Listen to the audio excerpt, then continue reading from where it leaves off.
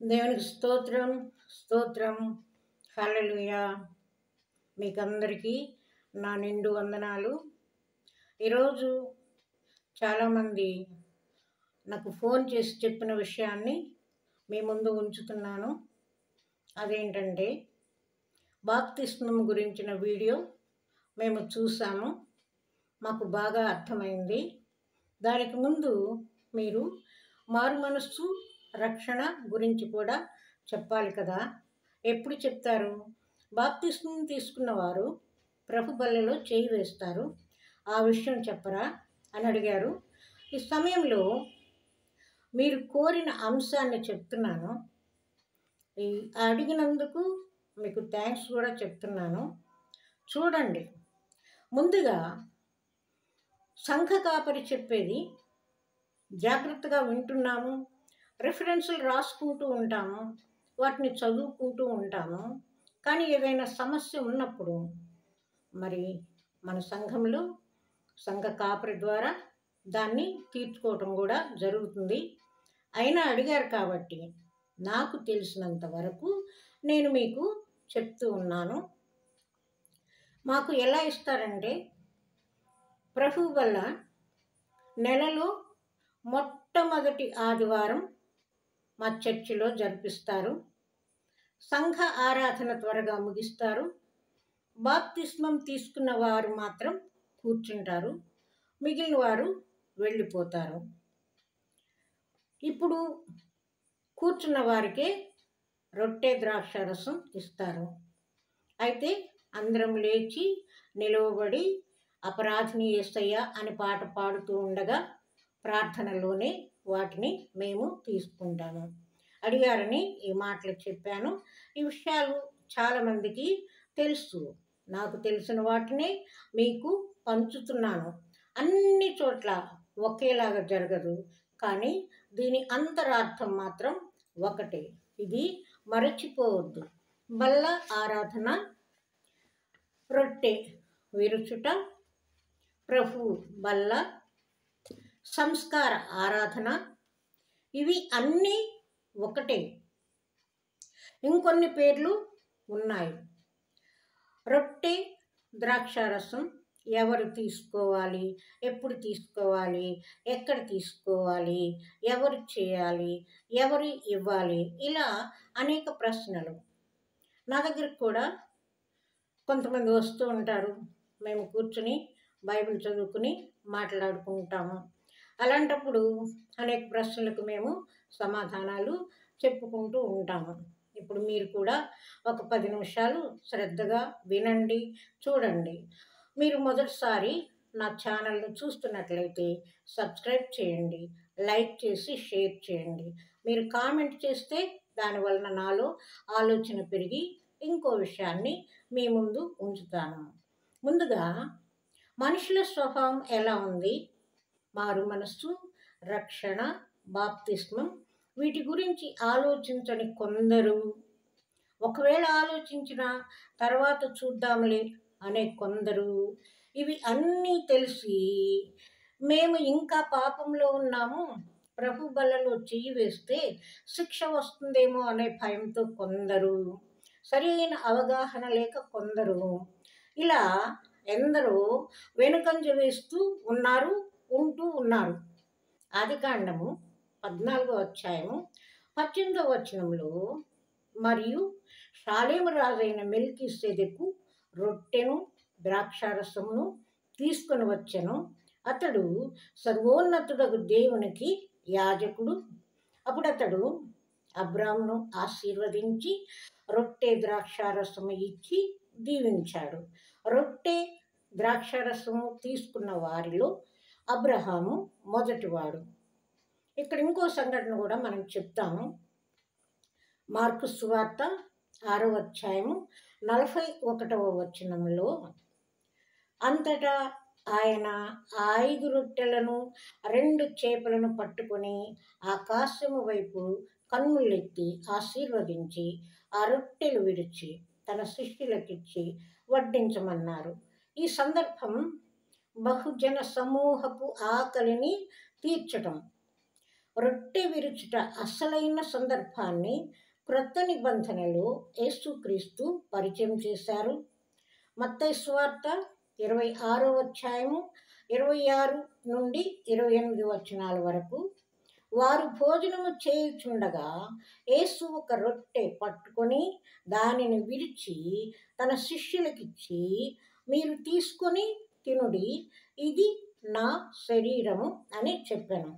మరియు ఆయన గిన్నె పట్టుకుని కృతజ్ఞతాస్తుతులు చెల్లించి వారికిచ్చి, దీనిలోనిది మీరందరూ త్రాగుడి, ఇది నా రక్తము, అనగా పాప క్షమాపణ నిమిత్తము అనేకుల కొరకు చిందించబడుచున్న నిబంధన రక్తము అని చెప్పారు. గురువారం రాత్రి యేసు తన శిష్యులతో భోజనం చేస్తున్నారు. కొన్ని గంటలలో తాను పట్టుబడతారని తెలుసు. అది రాత్రి సమయంలో ఇచ్చారు కనుక ప్రభురాత్రి భోజనం అన్నారు. పస్కా పండుగ ప్రారంభమవుతున్న వేళ 1 కొరింథీ 11వ అధ్యాయము 23వ వచనము, నేను మీకు అప్పగించిన దానిని ప్రభువు వలన పొందితిని. ప్రభు అయిన యేసు తాను అప్పగింపబడిన రాత్రి ఇది జరిగింది. నన్ను జ్ఞాపకము చేసుకొనుటకై దీనిని చేయుడని చెప్పాను. మనం దేన్ని జ్ఞాపకం చేసుకోవాలని చెప్తున్నారు క్రీస్తు వారు? ఆయన తన శిష్యులతో ఏమని చెప్తున్నారు? ఏమి జ్ఞాపకం చేసుకోవాలి? ఆయన మరణ పునరుత్థానము, ఆయన మరణించిన సంగతి, తిరిగి లేచిన సంగతి, మరణము పునరుత్థానము, ఈ రెంటిని కూడా జ్ఞాపకం చేసుకోవాలని ఆయన చెప్తూ ఉన్నారు. మన మరణ పర్యంతము దీనిని తీసుకోవాలి. ఒకసారి తీసుకుని ఆపివేసి మరలా ఎప్పుడో ఒకసారి తీసుకుని అలా ఆజ్ఞాతిక్రమం చేయవద్దు, అది పాపమే అవుతుంది. కొంతమందిలో అనుమానం ఏంటంటే, ఏ రోజు తీసుకోవాలి, రోజు తీసుకోవాలా, వారానికా, నెలకా? పస్కా పండుగ సంవత్సరానికి ఒకసారి వస్తుంది కదా, సంవత్సరానికా? ఇలా కొన్ని ప్రశ్నలు, కొన్ని అనుమానాలు ఉంటాయి. వాక్యం ద్వారా తెలుసుకుందాం. అపొస్తలుల కార్యములు 20 అధ్యాయము 7వ వచనము, ఆదివారమున మేము రొట్టె విరుచుటకు కూడినప్పుడు. అపొస్తలుల కార్యము 2వ అధ్యాయము 46వ వచనము, మరియు వారేక మనస్కులై ప్రతి దినము దేవాలయములో తప్పక కూడుకొనుచు ఇంటింటా రొట్టె విరుచుచు దేవుని స్తుతించుచు ఉండిరి. సంఘము ప్రారంభంలో తక్కువ మంది ఉండేవారు కదా. వారు చాలా ఇష్టంగా, చాలా ఆరాధనాపూర్వకంగా ఉండేవారు కదా. అప్పుడు ఏం చేశారంటే, ప్రతి ఇంటిలో కూడా రొట్టెని విరిచేవారు. ఎందుకంటే తక్కువ మంది ఉన్నారు కాబట్టి వారు దాన్ని ప్రారంభంలో దాన్ని పెంచడానికి, ముందుకు తీసుకురావటానికి అనేకుల్ని కూర్చుకుంటూ ఉండేవారు. అలాంటి సమయంలో సంఘము బాగా వృద్ధి పొందుతూ ఉంది. ఆ వృద్ధి పొందుతూ ఉన్న కొలది అపొస్తలుల కార్యము 27 ఆదివారము రొట్టె విరుచుట, ద్రాక్షారసం పుచ్చుకొనుట వాడుక అయింది. అలా కొద్దిమంది పెరిగి ఎక్కువ అవటానికి అది కారణమైంది. రొట్టె ఎలా చేయాలి? పాత నిబంధన కాలంలో లేవీకాండము 2వ అధ్యాయము 11వ వచనము, మీరు యెహోవాకు చేయు నైవేద్యమేదియు పులిసి పొంగిన దానితో చేయకూడదు. ఆ పిండి పులియకూడదు, అది పొంగకూడదు. ఈ రోజుల్లో కూడా ఉప్పు, నీరు మాత్రమే గోధుమ పిండిలో కలిపి మరి సంఘస్థులే చేస్తున్నారు. సంఘ కాపరి చేస్తారు, ఇంకా కొందరు ఇష్టమైన వాళ్ళు చేసి తీసుకొస్తూ ఉంటారు. అలాగే రొట్టెతో పాటు ద్రాక్షారసాన్ని కూడా తీసుకుని వచ్చేవారు. ఇప్పుడైతే మార్కెట్లో అన్నీ దొరుకుతున్నాయి కాబట్టి శ్రమ లేకుండా అవి తెస్తున్నారు. కానీ ఈ విషయంలో శ్రమ అనుకోకూడదు. చేసిన దానితోనే అందరికీ ఇవ్వాలి. ఎందుకంటే ఆ రంగు నీళ్ళు ఇస్తున్నారు, అవి ఎలా చేస్తున్నారో మనకు తెలియదు. ప్లాస్టిక్ కాయిన్ లాంటిది ఇస్తున్నారు, అది నాలుక మీద పెట్టుకోగానే నాలుకే అతుక్కుపోతుంది. కాబట్టి ఈ విషయంలో మాత్రం పిండిని కలిపి చేయాలి. మరి అనేకులు ఉన్న చోట అలాగ కుదరదు కాబట్టి కొని తీసుకుని రావటమే మరి తప్పనిసరి పరిస్థితి అవుతుంది. తర్వాత ముందుగా ఎలా చేయాలి అనే ప్రశ్నకు సమాధానం, పిండిని అనగా గోధుమ పిండిని తీసుకొని దానిలో ఉప్పు నీరు చేర్చి చేయాలి.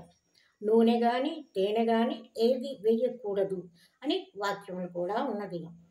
యేసుక్రీస్తు శరీరం నలగగొట్టబడిన దానికి సాదృశ్యం ఏమిటి? పిండిని కలపటమే.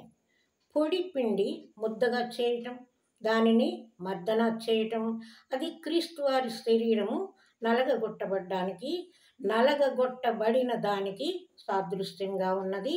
అలాగే రక్తం, ద్రాక్షని నలుగగొట్టి రసం తీయాలి.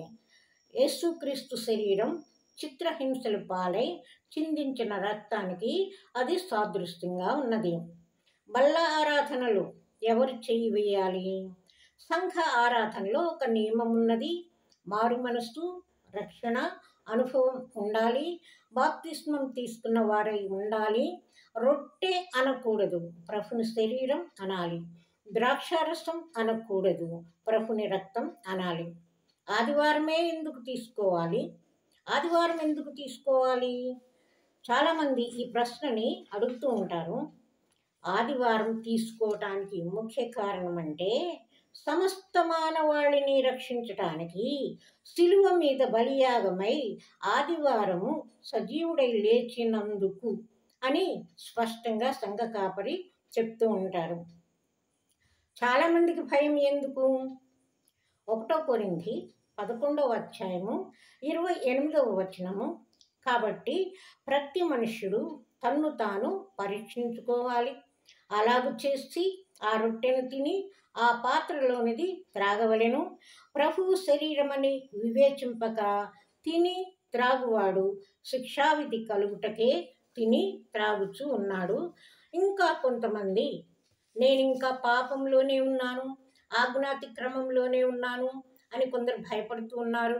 1 కొరింథీ 11:26 మీరు ఈ రొట్టెను తిని ఈ పాత్రలోనిది త్రాగునప్పుడెల్లా ప్రభువు వచ్చు వరకు ఆయన మరణమును ప్రచురించుదురు.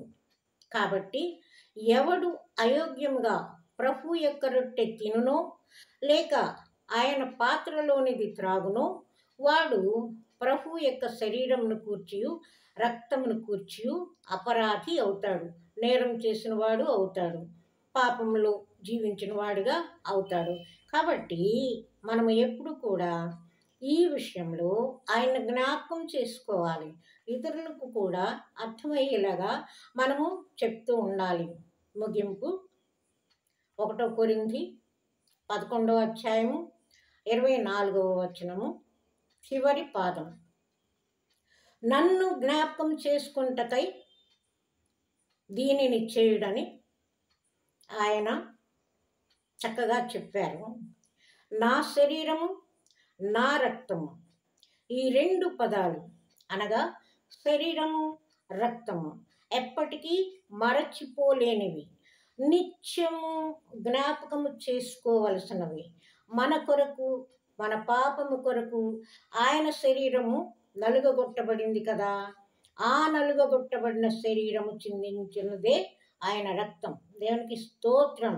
మన జీవిత పర్యంతం ఈ పనిలో మనము కొనసాగాలి. మనలను మనము పరీక్షించుకొని మన తప్పులను ఒప్పుకొని ప్రభువు బలలో చేయి వేసినట్లయితే నీవు శిక్ష నుండి తప్పించబడతావు. ముందుగా మనకున్న యోగ్యతని మనము తెలుసుకోవాలి. మనం ఏం చేస్తున్నాము?